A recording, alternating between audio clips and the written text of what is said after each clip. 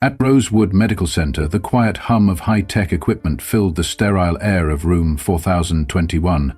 The sharp tang of antiseptic clung to the whitewashed walls, mingling with the subtle scent of fresh lilies, placed there long ago by visitors whose presence had gradually faded. In the center of the room, tethered to an array of machines that meticulously tracked every beat of his heart and each measured breath, lay Maxwell Reed, a man who not long ago had embodied the vigor and ambition of Seattle's business elite. Now, he existed in a state of suspended animation, his body maintained by the unyielding precision of modern medicine. Samantha Drake moved gracefully through the clinical corridors as she prepared to tend to Maxwell's wounds. At just 28 years old and barely 2 years into her nursing career, Samantha had already carved out a reputation for her dedication and compassion. She believed that even in the bleakest circumstances, a caring presence could ignite hope.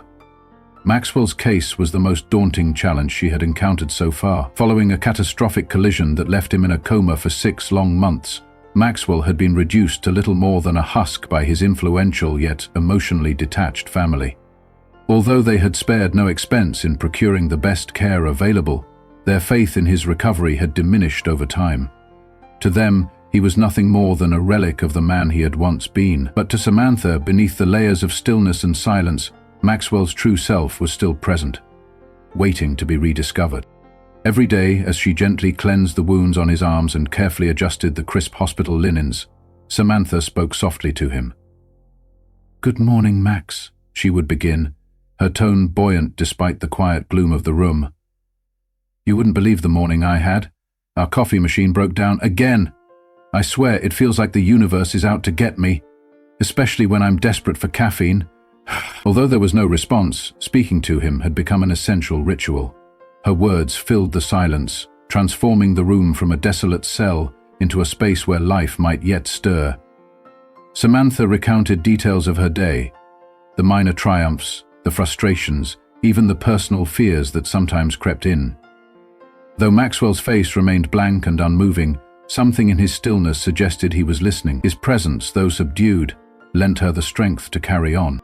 Just as Samantha finished adjusting his IV drip, the echo of high heels on polished tile announced an unwelcome interruption. The door burst open with a force that made the very walls shudder, and Genevieve Reed, Maxwell's mother, strode in. Dressed impeccably in designer attire and exuding an air of cold authority, Genevieve carried herself like a queen guarding her legacy. Her perfectly coiffed hair and piercing ice-blue eyes betrayed no hint of empathy. "What are you doing here?" she snapped, her tone as sharp as the stiletto heels clicking ominously on the floor. Her gaze swept dismissively over Samantha, focusing on the gentle manner in which the nurse had been caring for her son. Samantha paused only for a moment to remove her gloves and discard them before calmly addressing the visitor. "I'm changing Mr. Reed's bandages, Mrs. Reed." Her voice was steady, professional, yet imbued with quiet determination. Genevieve's lips curled into a sneer. "I didn't ask what you were doing, I asked why you are the one doing it. I specifically requested the best care for my son, not the services of a novice nurse playing caretaker." Though Samantha's jaw tightened in silent defiance, she maintained her composure. "I understand your concern, Mrs. Reed, but I am the nurse assigned to Mr. Reed's care because I am fully qualified to be here. I treat all my patients with the utmost care, regardless of their status." Genevieve stepped closer, her presence as chilling as the winter wind. "You may fool the others with your sweet bedside manner, but I see right through you. You're here because you're convenient and, frankly, expendable. Do your job and keep your personal feelings out of it. My son does not need your pity." Clenching her fists to maintain control over her rising emotions, Samantha drew a deep, steadying breath and met Genevieve's icy stare with a quiet strength. "I am here to help your son, Mrs. Reed, whether you choose to acknowledge it or not. I will continue to care for him with the respect and dignity he deserves. I will not abandon him simply because it's easier to give up on him." For a brief moment, Genevieve's eyes flickered with something akin to hurt before hardening once again. "We'll see how long that lasts," she muttered, turning on her heel and sweeping out of the room, leaving behind an atmosphere thick with unspoken tension. The door clicked shut, and the oppressive silence returned like a heavy, familiar shroud. Samantha exhaled slowly, her focus returning to Maxwell. She smoothed the hospital sheet over his chest, her fingertips lingering for a heartbeat longer than necessary. "I'm sorry about that," she whispered, as if apologizing to him rather than to the absent family. "Your mother, well, you know how she is." Taking a seat on a chair beside his bed, she rested her elbows on her knees, letting the steady beeping of the heart monitor form a backdrop to her thoughts, a sound that had gradually become as comforting as a lullaby. "I don't care what she says," Samantha murmured softly. "I believe you're still in there, fighting, and I'm not going anywhere, Max. I promise." In that quiet room where the only sounds were the rhythmic beeping of machines and the measured ticking of time, Samantha's voice was more than a nurse's duty. It was a lifeline. Unbeknownst to her, her daily conversations, shared in hope and tender sincerity, were slowly reaching Maxwell's inner consciousness, stirring something deep within him. Though he lay in silence, a subtle change began to take root, as if her words were coaxing him back to life. Days bled together at Rosewood Medical Center, each one blending into the next like watercolors on a damp canvas, soft, repetitive, and painfully predictable. For most, room 4021 was merely another space where hope dwindled with each passing hour. Yet for Samantha, it had transformed into the center of her world. On a quiet Tuesday afternoon, one of those rare days when the bustling world outside seemed to hold its breath, something unexpected happened. Samantha was meticulously changing Maxwell Reed's bandages, her hands as steady as they had become through weeks of practice. As she reached for a fresh gauze pad, she felt an almost imperceptible twitch beneath her fingertips. Her eyes widened in disbelief. Could that have been real? She held her breath, watching his hand intently, waiting for the movement to repeat. After several long seconds, when nothing further occurred, she tried to dismiss the incident as a mere muscle spasm, a simple, involuntary twitch. Yet her heart beat faster, and her mind replayed the moment over and over as she continued her work, an unspoken question forming in her chest. Later that evening, as twilight bled through the narrow window and cast long shadows over the sterile room, Samantha found herself unable to shake the image of Maxwell's twitching fingers. Against her better judgment, she returned to his bedside after her shift had officially ended. Standing silently by his bed, she watched him as if willing him to move, to show even the smallest sign of life. Though nothing visibly changed, a quiet certainty nestled within her, a conviction that something fundamental was shifting within Maxwell's inert form. The following morning, Samantha sought out Dr. Julian Harris, the attending physician overseeing Maxwell's complex case. After a hesitant knock on his office door, she entered with her hands clasped tightly together. "Dr. Harris, I noticed something unusual with Mr. Reed yesterday," she began, her tone measured but laced with cautious optimism. Dr. Harris adjusted his glasses and peered at her thoughtfully. "Unusual in what way?" he asked. His fingers twitched, twice, distinctly. "I know we've seen involuntary muscle reflexes before, but this felt different, almost intentional." The doctor sighed, leaning back in his chair. "Emily, we have observed such reflexes in some patients. It is not necessarily an indication of cognitive function returning, but I understand your concern." Samantha insisted. "It wasn't just a random spasm, Dr. Harris. It felt like there was more to it." He offered a sympathetic smile, though his voice was measured. "I appreciate your dedication, Samantha, but please, try not to let your attachment cloud your judgment. Patience is key in these situations." Nodding quietly, she left his office with a determination that refused to be quelled. From that day forward, Samantha's devotion to Maxwell deepened. She spent every spare moment by his bedside, gently stretching his limbs, massaging his muscles, and continuing to speak to him as if he were fully awake. Each morning she would greet him with a soft "Good morning, Max," while drawing back the curtains to let the early sunlight spill across the room. "You should see how beautiful it is outside today," she'd say, describing the wonders of a crisp autumn day, the scent of rain on the pavement, or the quiet promise of a new dawn.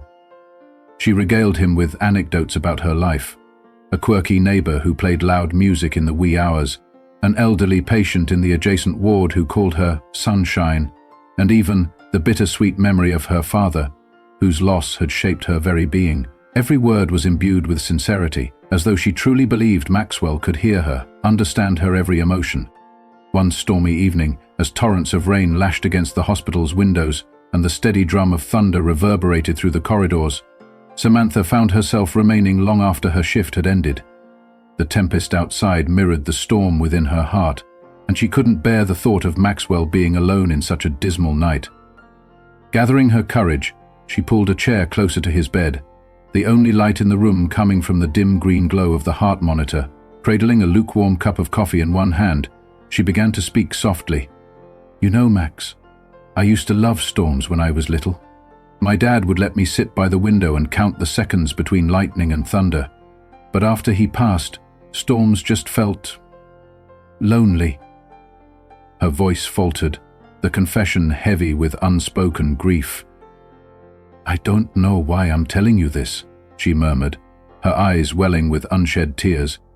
"Maybe because you're the only one here who can't tell me that everything will be okay, when deep down I fear it won't." As a solitary tear escaped down her cheek, landing softly on Maxwell's hand, she hurriedly wiped it away, embarrassed by her own vulnerability.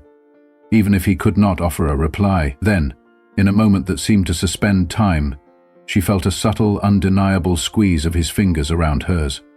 Startled, her breath caught, and she stared down at their intertwined hands. For a fleeting moment, the rhythm of his heartbeat and the gentle pressure of his touch spoke volumes. "Max, did you feel that?" she whispered, her voice trembling with hope and disbelief. Yet as quickly as it had come, the sensation faded, and his hand went limp once more. Samantha blinked back tears, unsure if her mind was playing tricks on her, but deep within her she knew that something was stirring inside Maxwell. A slow, imperceptible awakening. In the following days, Samantha's resolve grew even stronger. Despite the skepticism of her colleagues who dismissed her observations as mere chance, she continued to spend every free moment at Maxwell's side. She shared with him her hopes, her fears, and even her dreams, believing with every fiber of her being that her words were bridging the vast gulf between his unconscious state and the world beyond. Though Maxwell remained silent, her voice became the anchor that held him steady amid the turbulent storm of his coma. The warmth of her touch and the sincerity of her devotion were, in Samantha's eyes, the very essence of life. A lifeline that might one day draw him back to full awareness. Then, on a morning that began like any other, the familiar sound of the hospital door creaking open broke the routine.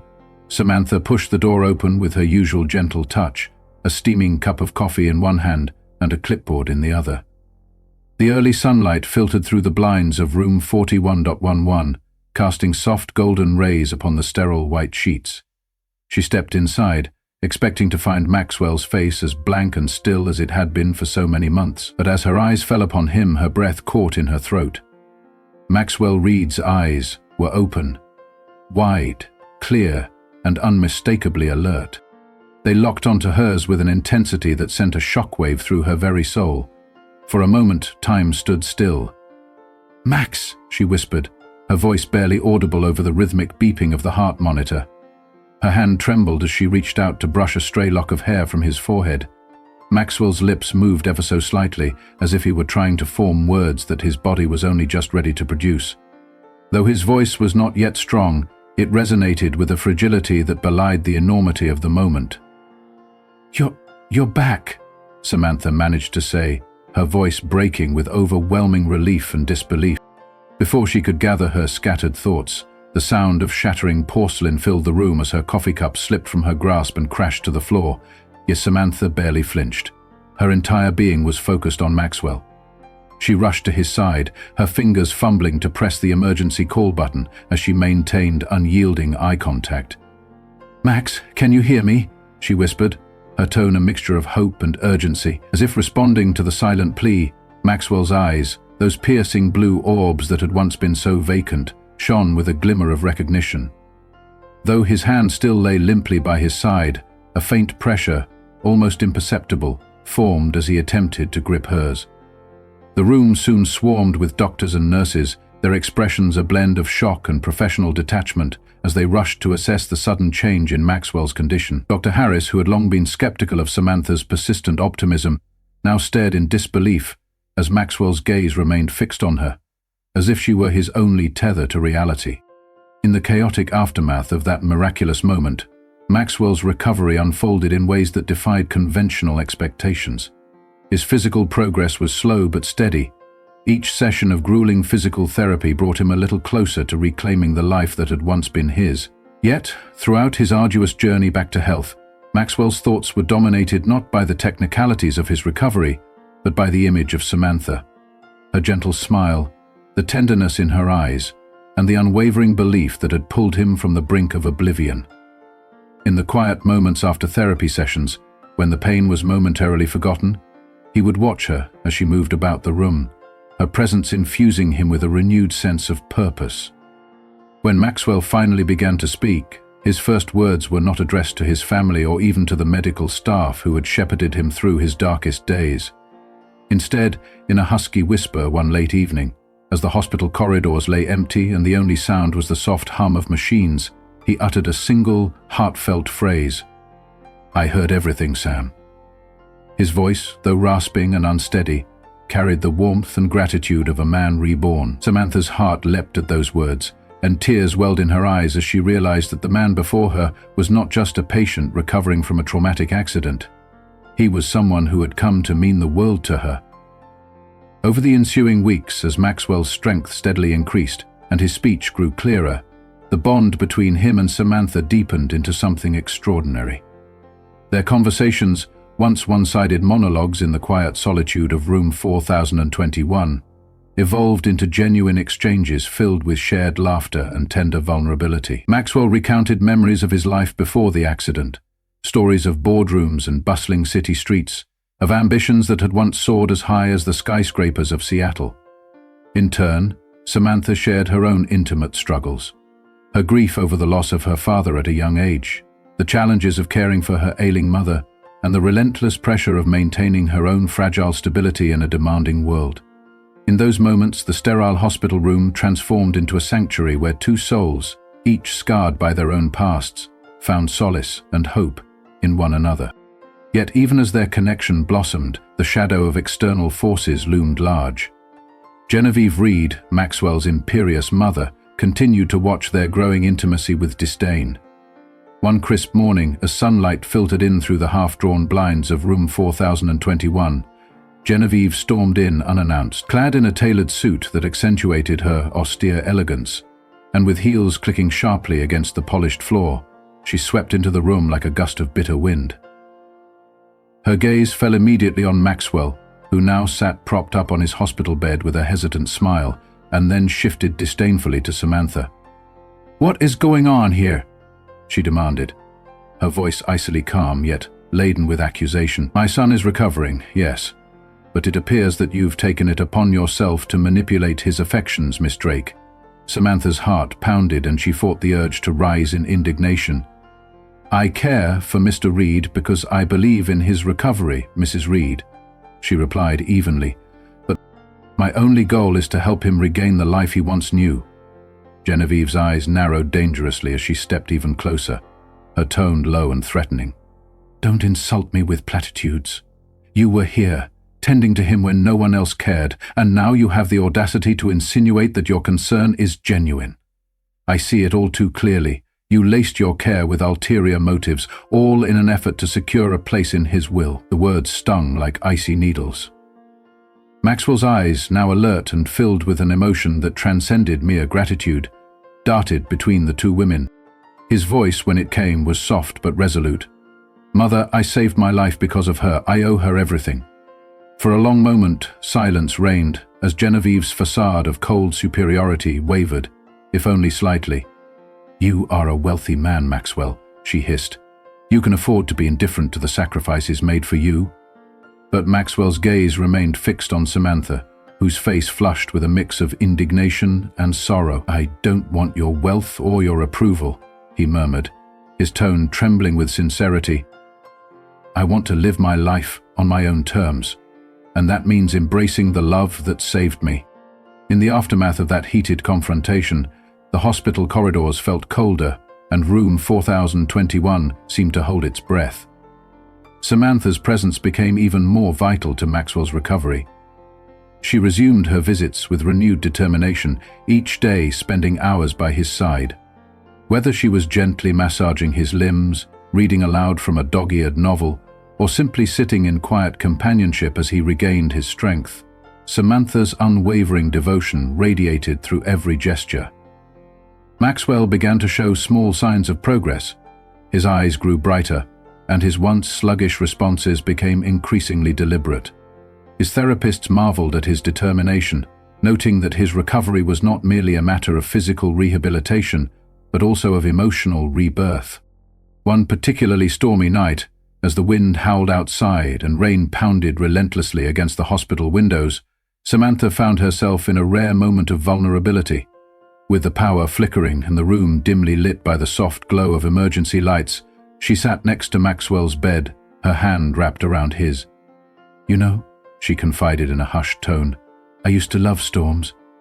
They reminded me that even in chaos, there's beauty, a kind of wild freedom." Her eyes glistened with unshed tears as she continued, "But now, when storms come, they remind me of how fragile we are, how quickly everything can change."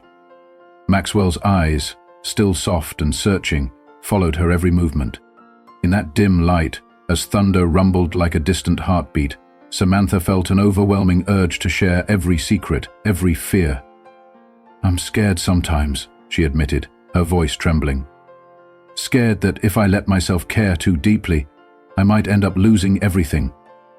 But with you, Max, I've learned that some risks are worth taking." At that moment, a subtle warmth passed between them, a silent acknowledgement that transcended words, an unspoken promise that no matter how dark the night might seem, they would face it together. As the days turned into weeks and the hospital's routine resumed its steady cadence, Maxwell's recovery took on a life of its own. Gradually, he began to speak more clearly, his sentences halting at first but growing in confidence over time. Yet, even as he re-entered the world of sound and speech, his thoughts invariably returned to Samantha, the nurse whose gentle kindness had reawakened a part of him he thought was lost forever. Their interactions became a beacon of hope amid the sterile environment of Rosewood Medical Center. Maxwell, now more alert and determined, eagerly awaited the moments when Samantha would arrive to brighten his day with her soft-spoken words and reassuring presence. For him, her voice was not just a comfort. It was the catalyst that had stirred him back to life. One late evening, after visiting hours had ended and the corridors were deserted save for the occasional shuffle of a tired nurse, Maxwell mustered the strength to speak to her directly. With a voice that was still rough from disuse, he whispered, "Sam, I heard everything." His eyes searched hers, and in that fragile moment, a silent understanding passed between them, a shared recognition of the bond that had grown from the depths of despair. Samantha's heart fluttered wildly as she realized that Maxwell was not merely recovering physically, he was reclaiming the voice and soul that had once defined him. "You saved me, Sam," he continued, his voice cracking under the weight of raw emotion. "Not just by treating my wounds, but by believing in me when I couldn't even believe in myself." Tears welled in Samantha's eyes as she squeezed his hand gently, her own voice barely audible. "I was only doing my job," she murmured, though both of them knew that it was so much more than that. Their eyes remained locked, conveying a promise of hope, healing, and a love that had blossomed in the unlikeliest of places. Yet, despite the tender progress unfolding between them, the shadow of Genevieve Reed's disapproval still loomed large. One crisp morning, as soft rays of sunlight began to filter through the blinds of room 4021, Genevieve strode back into the room unannounced. Her tailored suit and pristine appearance contrasted starkly with the warmth and vulnerability emanating from Maxwell and Samantha's quiet reunion. "I see the rumors were not exaggerated," she sneered, her voice slicing through the gentle ambience like a knife. "Miss Drake, tell me, how long did it take before you realized that you could manipulate my son when he was at his weakest?" Samantha's face flushed with a mix of shock and indignation, and before she could muster a defense, Genevieve continued, her tone rising. You latched onto him in his moment of weakness, all in an effort to secure your own future. I don't need someone like you interfering in my family's affairs." Maxwell's expression darkened as he interjected, his voice low and firm. "Mother, she saved my life, you know that." Genevieve's eyes, cold and unyielding, shifted between them. "Oh, indeed she did. So you could shower her with gratitude and perhaps, in time, even love her as more than a nurse." The accusation hung heavily in the room, and Samantha's heart ached at the insinuation. "Is that what you believe, Mr. Reed? That I'm nothing more than a convenient crutch? A project you feel obligated to cherish?" Maxwell's eyes filled with anguish as he struggled to articulate the depth of his feelings. "I need you, Sam. I can't imagine a life without you. You're not just a caregiver. You're the one who brought me back from the edge." The raw vulnerability in his voice, the desperate sincerity shining through every word, broke through even Genevieve's icy veneer. "You are my son," she snapped, her tone softened only slightly by the underlying pain. "But you must understand, wealth and legacy mean something more. I won't allow you to be manipulated by sentiment alone." Maxwell's shoulders slumped as he looked between his mother and Samantha, torn between duty and the undeniable truth in his heart. In the days that followed, the tension in room 4021 grew almost unbearable. Maxwell's recovery, once a steady beacon of hope, now teetered on the brink of uncertainty as the conflict between genuine care and the cold demands of legacy came to a head. Samantha, her heart heavy with the burden of unwanted accusations, found herself questioning every tender moment, every whispered word of reassurance. Yet even as doubts gnawed at her, she remained steadfast, continuing to nurture Maxwell's fragile hope with every ounce of her strength. The sterile room, once a place of quiet despair, had transformed into a battleground for hearts, a place where the raw edges of love and pride clashed in a silent, relentless struggle. Then, one fateful day when the sun had barely risen over Rosewood Medical Center and a palpable tension filled the polished marble hallways, Maxwell made a decision that would change everything. With the help of his dedicated assistant and the unwavering support of a few trusted friends, he organized a press conference. This was not for the sake of publicity or corporate revival. It was an outpouring of gratitude. A public declaration meant solely for the one person who had breathed life back into his soul. Standing behind a podium in a modest press room, Maxwell, now dressed in a sharply tailored suit that belied the vulnerability in his eyes, addressed the gathered media with a trembling, determined voice. "I am here today," he began, his voice steady despite the torrent of emotions swirling within him, "not to discuss my recovery or the future of my business empire. I am here to honor the woman who saved my life. Her name is Samantha Drake." A hushed silence fell over the room as he continued. "She was my nurse during the darkest days of my coma, but she was more than that. She was my anchor, my hope, and the reason I am standing here today." As he spoke, the cameras flashed, capturing every raw, unguarded moment. "If you're watching this, Samantha," he said, his voice thick with emotion, "please know that what we share is not simply a matter of gratitude or circumstance. I love you, and I can't imagine living another day without you." Miles away, in the modest confines of her small apartment, Samantha stared in disbelief at the television screen. Tears streamed down her cheeks as Maxwell's heartfelt confession washed over her, dissolving every doubt and every fear she had harbored. In that moment, every barrier she had erected around her heart crumbled, replaced by a surge of overwhelming emotion. Without a moment's hesitation, she grabbed her coat and rushed out the door, her heart pounding with hope and desperation as she vowed to reclaim the connection that had defined her life. Back at Rosewood Medical Center, Maxwell sat alone in the physical therapy room, his mind replaying the press conference with agonizing clarity. Doubts gnawed at him. What if Samantha didn't see it? Didn't believe in him as he believed in her? Just as despair threatened to take root, the door creaked open. There, framed by the dim light of the corridor, stood Samantha.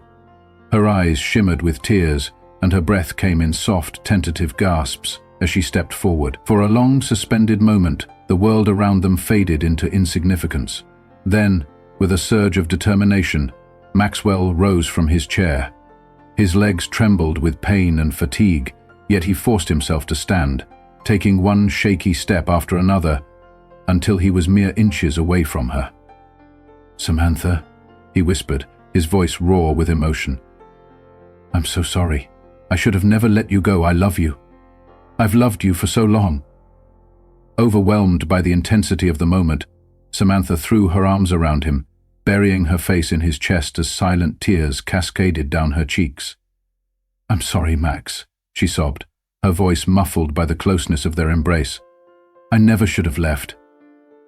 "I love you too." In that quiet, heartfelt reunion, every misunderstanding, every moment of pain, melted away. For a few precious minutes, as they clung to one another amid the soft beeping of monitors and the distant echoes of hospital life, nothing else mattered except the undeniable truth of their connection. In the weeks that followed, as Maxwell's recovery continued in earnest, and the tension between old-world expectations and newfound hope gradually receded, both he and Samantha began to rebuild their lives together. Maxwell, having stepped away from the relentless demands of corporate life, devoted himself to charitable work, using his considerable resources to fund programs for underprivileged communities and support initiatives that brought healing to those in need. Samantha, inspired by the transformative power of the compassion that had rekindled Maxwell's will to live, opened a community health clinic aimed at providing affordable care to those who could not otherwise afford it. Their days, once defined by the cold sterility of hospital corridors, soon gave way to the warmth of shared moments, laughter, and healing. They moved to a modest, sunlit home on the outskirts of the city, where the gentle rhythm of country life replaced the harsh clang of hospital alarms. In their new life together, every sunrise brought with it the promise of a fresh start, a chance to embrace love without the constraints of wealth, pride, or legacy. On a quiet evening, as the sun dipped below the horizon and bathed their porch in a soft golden glow, Samantha rested her head on Maxwell's shoulder. "You saved me too," she whispered, her voice trembling with tender affection. And in that simple, unguarded moment, the trials of the past melted away, leaving only the pure, enduring truth of their love. Their journey, marked by struggle, sacrifice, and the unyielding power of kindness, stood as a testament to the idea that sometimes the people who save us are the ones we least expect. Maxwell's miraculous recovery, set against the backdrop of a once stifling hospital room that had become a crucible for hope, had given birth to a love that defied all odds. It was a love not defined by grand gestures or perfect timing, but by the simple act of being present, of offering a steady hand, a listening ear, and a compassionate heart when it mattered most. In the years that followed, Maxwell and Samantha's lives unfolded with a gentle, unhurried beauty. They navigated the challenges of daily life with a quiet resilience, each day a delicate balance of healing and joy. Maxwell's transformation from a once impregnable business magnate to a man humbled by life's fragile beauty inspired countless others. And Samantha, whose dedication had sparked a miracle, continued to nurture her patients with the same quiet passion that had saved Maxwell's life. Their story soon became a cherished legend in their community, a narrative passed down as a reminder that true wealth is not measured in dollars or status, but in the capacity to care for one another. On crisp autumn mornings, when the mist still clung to the trees and the world seemed hushed with anticipation, Maxwell would often take a slow walk with Samantha along the winding paths near their home. They talked of simple things, the vibrant hues of falling leaves, the soft murmur of a nearby brook, and the promise of tomorrow. In these quiet moments, free from the pressures of the past, they discovered a profound truth: that life, with all its imperfections and hardships, was infinitely beautiful when shared with someone who understood the depth of your soul.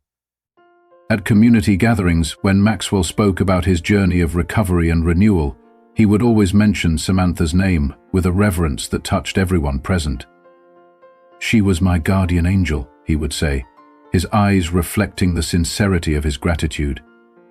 "In the darkest hours, her unwavering belief in me lit the way back to life." And Samantha, though modest about her own role, knew that the bond they shared was forged in the crucible of adversity, a connection that would forever defy the cold logic of the world outside. As time passed, Their love story evolved from that initial spark in a sterile hospital room to a tapestry of shared experiences, of quiet mornings spent reading together, of evenings filled with gentle laughter and soft music, of moments when a simple touch or a knowing glance said more than words ever could. Their home, nestled amidst rolling hills and verdant fields, became a sanctuary not only for themselves, but for all those who sought solace and hope in times of despair. One winter evening, as a light dusting of snow transformed the landscape into a shimmering wonderland, Maxwell and Samantha sat together by a crackling fire. The room was warm and inviting, the flickering flames casting playful shadows on the walls. Maxwell reached out and took Samantha's hand, his eyes reflecting a deep and abiding love. "I never imagined," he murmured softly, "that I could find such healing in another person. You've given me more than I ever thought possible." Samantha smiled, her heart brimming with quiet joy, and replied, "And you've shown me that even in the face of overwhelming odds, love can prevail. We've both been given a second chance. A chance to build a life that's defined not by past mistakes, but by the hope we carry within us." In that intimate moment, the world outside ceased to exist. All that remained was the tender warmth of their shared embrace, the soft glow of the fire, and the promise of a future built on mutual respect, understanding, and an unbreakable bond. Their journey had been long and arduous, a path strewn with obstacles and moments of heart-wrenching uncertainty, but it had ultimately led them to a place of profound healing and love. Maxwell and Samantha's legacy would not be measured solely by the remarkable turnaround of a once dormant life, or the establishment of community initiatives and health programs. Rather, it would be remembered in the quiet, everyday acts of kindness, a gentle word spoken in the dead of night, a tender touch when hope seemed lost, a smile shared in the midst of despair. Their story, whispered in hushed tones by those who had witnessed it, became a beacon for anyone who had ever felt abandoned, a reminder that even in the darkest moments, love could be found if one only dared to reach out. In the fullness of time, as the seasons changed and the passage of years softened the sharp edges of memory, Maxwell and Samantha grew old together in the small countryside home that had become their refuge. They continued to walk hand in hand along familiar paths, their laughter echoing in the gentle rustle of leaves and the soft murmur of distant streams. Their love, nurtured through trials and triumphs, remained a testament to the resilience of the human spirit, a quiet revolution against a world that so often prized material wealth over genuine connection. On a crisp spring morning, when the first buds of new life emerged after a long winter, Maxwell and Samantha sat together on the porch, watching as the sun rose in a blaze of soft gold and tender pink. Samantha rested her head on Maxwell's shoulder and whispered, "You saved me too." Maxwell smiled, his eyes sparkling with the wisdom of a man who had experienced both the depths of despair and the heights of redemption. "And we saved each other," he replied quietly. "Together we found a way back from the brink." Their journey, full of unexpected turns and silent battles fought in the quiet corners of a hospital room and the open expanses of a healing heart, became a story shared by many, a story that inspired hope in those who listened and courage in those who struggled. It was a reminder that sometimes the most transformative miracles occur not in grand gestures or dramatic rescues, but in the simple, steadfast commitment of two souls determined to see each other through the darkest of times. As the years rolled gently onward, Maxwell and Samantha's names came to be associated not only with their personal triumphs, but also with the many lives they touched along the way. Maxwell's philanthropic efforts flourished, channeling his wealth into projects that uplifted communities and created opportunities for those in need. Samantha's community clinic grew into a haven for healing, its walls echoing with laughter, hope, and the resilience of the human spirit. Together, they became living symbols of the transformative power of compassion, a living testament to the idea that even in a world fraught with hardship and indifference, the light of love can ignite a spark that refuses to be extinguished. And so, in the quiet moments of reflection, when the soft murmur of the wind through the trees and the gentle lapping of water against a nearby stream provided a soothing backdrop to a life well lived, Maxwell and Samantha would often look back on their tumultuous journey with gratitude. They remembered the long, lonely days in room 4021, the unyielding tension between hope and despair, and the moment when a single tender gesture rekindled a flame that had nearly been lost forever. In that remembrance lay the truth of their love, a truth that transcended pain, defied societal expectations, and redefined what it meant to be truly alive. Their story, passed down from one generation to the next through whispered legends and heartfelt recollections, served as an enduring reminder that sometimes the people who save us are those who care for us when we least expect it. It taught that love is not measured by grand declarations or ostentatious displays, but by the quiet, everyday moments when two hearts beat in unison against the odds. Maxwell and Samantha's lives became a living narrative of hope, resilience, and the boundless capacity of the human spirit to overcome, even when the odds are stacked against us. As twilight once again fell over the world, painting the sky in hues of lavender and deep indigo, Maxwell and Samantha sat together on their porch. The day's end was marked not by sorrow or regret, but by a profound sense of fulfillment and quiet joy. The gentle chorus of nighttime creatures and the soft rustling of leaves in the cool evening breeze underscored the beauty of a life reborn. "We've come a long way," Maxwell whispered, his voice rich with emotion as he gently squeezed Samantha's hand. "Yes," she replied, her eyes shining with unshed tears and unspoken gratitude. "And every step of that journey has been worth it." In that serene, almost timeless moment, the legacy of their love was complete, not measured by the accolades of a bygone era, but by the simple truth that sometimes, amidst life's relentless storms, the heart finds its true home in the embrace of another. Their lives, interwoven with struggle, compassion, and unyielding hope, stood as a beacon to all who encountered their story, a story that taught us that in the end, it is not the wealth we accumulate or the power we wield that defines us, but the kindness we share and the love we nurture.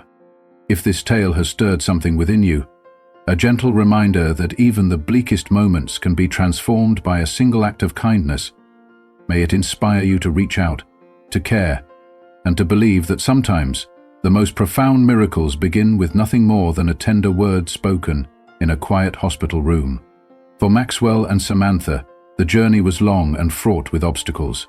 Yet in their union, they discovered that true healing lies not in the perfection of circumstance, but in the imperfect, beautiful commitment to be there for one another, no matter what. Thank you for sharing in this heartfelt journey, a testament to the resilience of the human spirit and the transformative power of love. May the story of Maxwell Reed and Samantha Drake remind you that even in the most sterile, despairing environments, life finds a way to bloom. And may it encourage you to embrace every moment, to cherish every connection, and to know that sometimes the greatest miracle is simply the courage to care.